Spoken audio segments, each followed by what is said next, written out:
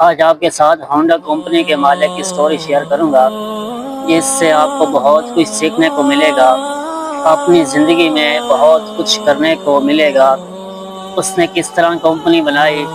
Honda company کے مالک کی کہانی حوصلہ، محنت اور ہمت کی ایک بہترین مثال ہے۔ ہونڈا 1906 میں جاپان میں پیدا ہوئے۔ وہ بچپن سے ہی مشینوں اور انجنوں کے شوقین تھے۔ غربت کی وجہ سے ان کے پاس تعلیم کے وسائل کم تھے، لیکن انہوں نے مکینک کی دکان پر کام شروع کیا اور وہیں سے سیکھنا شروع کیا۔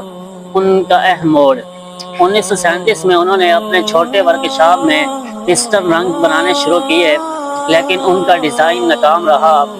پھر انہوں نے تعلیم مکمل کرنے کا فیصلہ کیا اور خود کو بہتر بنایا۔ کئی ناکامیوں اور جنگ کے دوران فیکٹریاں تباہ ہونے کے باوجود انہوں نے ہمت نہ ہاری۔ 1948 میں ہونڈا موٹر کمپنی کی بنیاد رکھی۔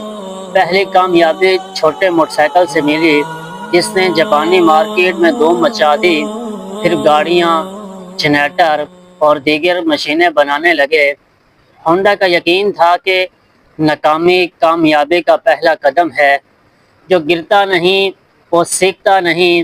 آج ہونڈا دنیا کی سب سے بڑی موٹر سائیکل ساز کمپنیوں میں سے ایک ہے۔ اس سے ہمیں سبق یہ ملتا ہے کہ ہمیں بھی اپنی زندگی میں محنت کرنی چاہیے، حوصلہ نہیں ہارنا چاہیے۔ ہم اپنا حوصلہ پست کر لیتے ہیں ایک ناکامی ملنے کے بعد۔ ہر ناکامی کے بعد کامیابی ہے۔